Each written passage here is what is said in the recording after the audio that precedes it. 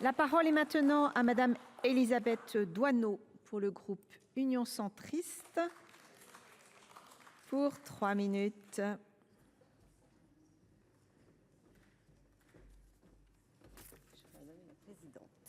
Madame la présidente, madame la ministre, monsieur le président de la commission des affaires sociales, chers collègues, avant d'entrer dans le vif du sujet et de m'exprimer sur cette proposition de loi, je voudrais remercier l'auteur, Xavier Iacovelli, parce que je sais son engagement en fait inconditionnel pour ce sujet de la protection de l'enfance et je veux le remercier. Et je remercie aussi Solange Nadille, qui pour elle, c'est le premier exercice en tant que rapporteur. Donc je te remercie de ta sensibilité, mais de ta détermination aussi dans la défense de cette PPL. Je voudrais saluer aussi ceux qui sont ici présents, parce que je voudrais leur dire que nous ne parlons pas assez de la protection de l'enfance en général. Nous ne parlons pas assez de la protection de l'enfance, sinon les derniers projets de loi, celui de notre collègue Laurence Rossignol, celui d'Adrien Taquet. Mais en réalité, ce sujet, il devrait pourtant être fondamental et prioritaire.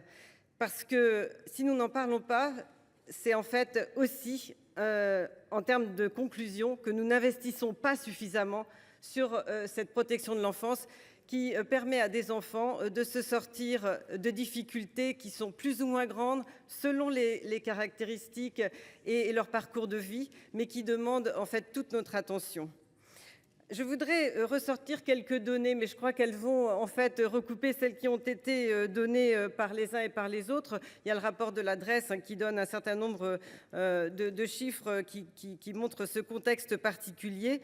Le premier point, c'est que nous apprenons qu'entre 1998 et 2021, le nombre de mesures ASE, donc aide sociale à l'enfance, a été multiplié par 1,4. Le deuxième point, c'est que sur l'ensemble de ces mesures, ce sont les mesures d'accueil qui ont contribué à 80% à cette hausse, cela depuis 2015.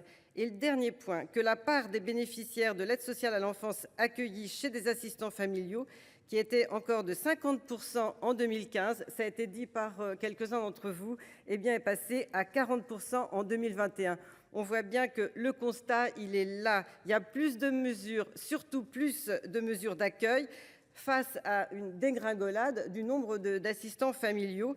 Et c'est quand même le premier mode d'accueil, enfin c'était le premier mode d'accueil aujourd'hui, ça a été dit aussi par rapport aux préconisations de l'ONU, c'est normalement ce qui doit être privilégié en tout premier lieu. Or, on va se trouver au moment de bascule où ça va plus être la possibilité et qu'on va être obligé d'aller vers les établissements.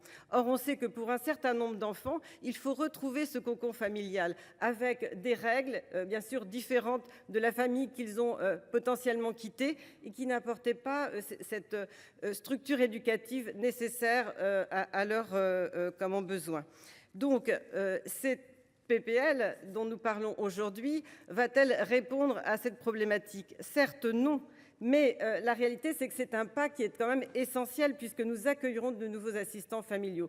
Donc là, le groupe Union centriste soutiendra cette PPL, même si c'est un petit pas, eh bien, en tout cas, ça nous fait parler de la protection de l'enfance et c'est une très bonne chose.